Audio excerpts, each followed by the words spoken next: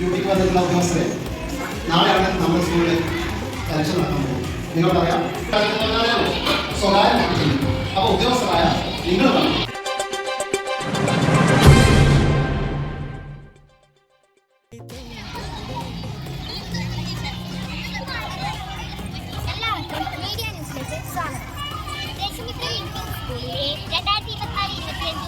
ആവേശകരമായ school leader തിരഞ്ഞെടുപ്പാണ് ഇപ്പോൾ നടക്കാൻ പോകുന്നത്. അപ്പോൾ നമുക്ക് സ്ഥാനാർത്ഥികളെ പരിചയപ്പെട്ടാലോ? തീർച്ചയായും അത് നമ്മുടെ പിന്നിൽ തന്നെയുണ്ട്.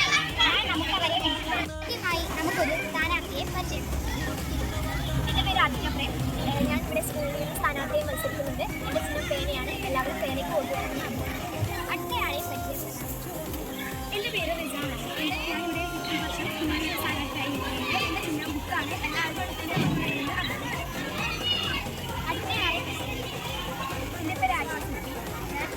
സ്ഥാനാർത്ഥിയിൽ നിന്നത് കൊടയെന്ന അടയാളത്തിലാണ്. എല്ലാവരും പിന്നെ നമുക്ക് കുറച്ച് ആന്തരികളെയും കൂടി പരിചയപ്പെട്ടാലോ? എൻ്റെ പേര് അലീജിട്ട്. ഞാൻ ഇന്ത്യയുടെ സ്ഥാനാർത്ഥിയെ മത്സരിക്കുന്നു. എൻ്റെ ചിഹ്നം ഫ്ലാഗാണ്. എല്ലാവരും അടുത്ത ആരെയും കൂടി നമുക്ക് പരിചയപ്പെടാം. എൻ്റെ പേര് ആദ്യമണി. ഞാൻ സ്കൂളിലെ തെരഞ്ഞെടുപ്പിലേക്ക് മത്സരിക്കുന്നുണ്ട്. എൻ്റെ ചിഹ്നം ബോക്സാണ്.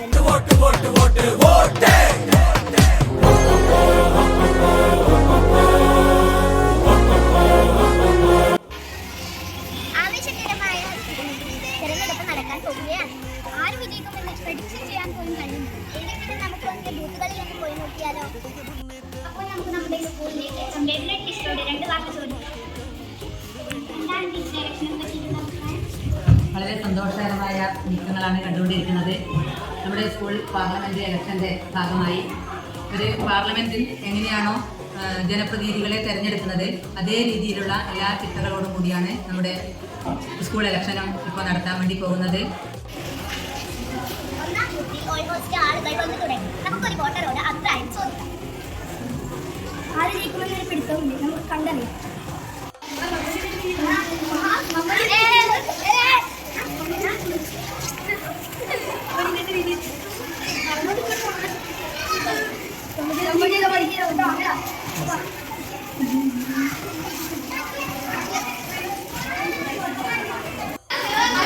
ഒരു ചെറിയ സംഘർഷം നടക്കുന്നതുകൊണ്ട് പോലീസിന്റെ ഇടപെടൽ കാരണം അത് ക്ലിയർ ചെയ്യാൻ ഇപ്പോൾ നിൽക്കുന്നത് ബൂത്ത് 2-ലാണ്. ഇവിടെ കുറച്ച് ആൾക്കാരെ ഇവിടെ കുറച്ച് ടീച്ചേഴ്സിനെ കാണുന്നത് നമുക്ക് അഭിപ്രായം ചെയ്യാം.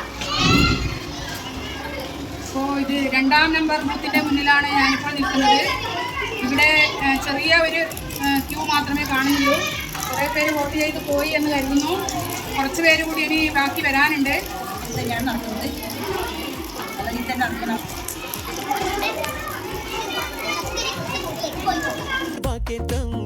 വേണ്ടി നെട്ടോട്ട ഇരു കൈകൂപ്പി ചിരിശി കാട്ടി വരുമെല്ലാരും ഇടതായ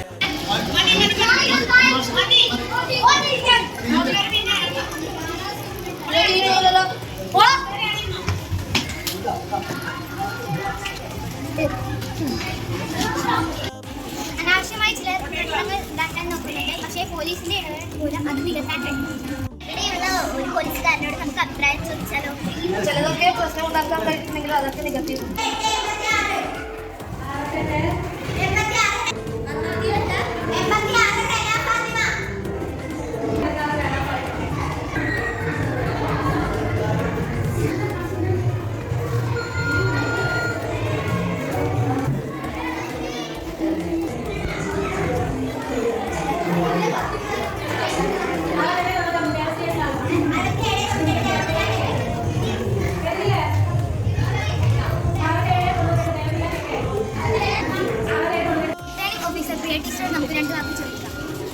വളരെ ആവേശകരമായ പോളിംഗ് തന്നെയാണ് നടന്നുകൊണ്ടിരിക്കുന്നത്. ചില സ്ഥലങ്ങളിൽ ആക്രമണങ്ങൾ ഉണ്ടായിട്ടുണ്ടെങ്കിലും പോലീസ് ഇടപെട്ട് അത് നികത്തിയിട്ടുണ്ട്.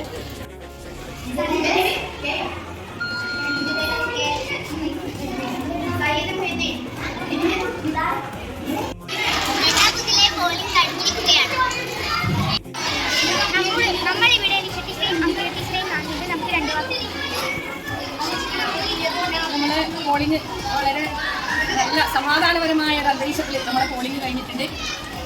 നമ്മുടെ സെക്യൂരിറ്റി ആയിരുന്ന പോലീസുകാരൊക്കെ വളരെ കാര്യക്ഷമമായി പ്രവർത്തിച്ചു. കുട്ടികൾ വളരെ ആവേശപൂർണ്ണമായ ഒരു പിന്നെ ഇലക്ഷനാണ് അവർ ഇവിടെ നമ്മുടെ മുന്നിൽ നടത്തിയത്. അംബിക ടീച്ചറോട് 2 വാക്ക് ചോദിക്കും. നമ്മുടെ തെരഞ്ഞെടുപ്പ് നല്ല രീതിയിൽ തന്നെയായിരുന്നു നടന്നത്. അപ്പോൾ എല്ലാവരും അവരവരുടെ വോട്ടവകാശം വളരെ ഭംഗിയായി തന്നെ ചെയ്തിട്ടുണ്ട്.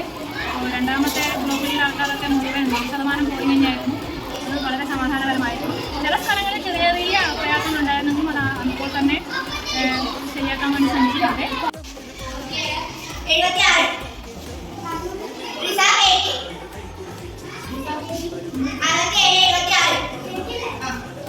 സ്ഥാനാർത്ഥികളെ ഒന്നിച്ച് കിട്ടിയിട്ടുണ്ട്. അപ്പോൾ നമുക്ക് അവർ വോട്ട് ചെയ്തിട്ടുണ്ടെങ്കിൽ നമുക്ക് അഭിപ്രായം ചോദിക്കാം. രാജാവ് ഇരുകൈ കൂപ്പി ചിരിശി കാട്ടി വരുമെല്ലാരും വരുമെല്ലാരും.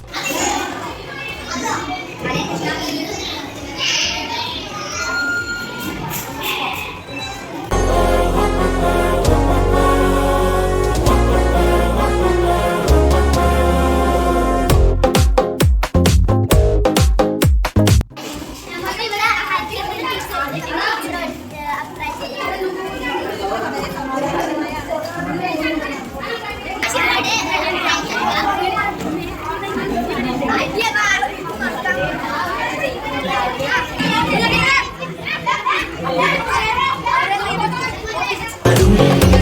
ഇടതായാലും വലതായാലും ഒരുപോലല്ലേ വരിഞ്ഞിട്ടോ ജനമൊന്നായി വിധിയേകും.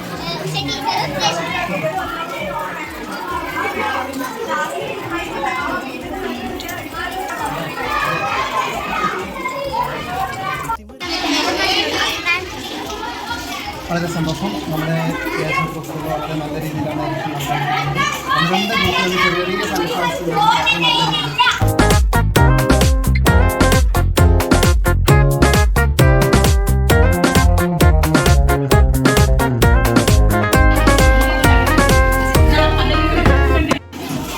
വോട്ടെടുപ്പ് അവസാനിച്ചിരിക്കുകയാണ്.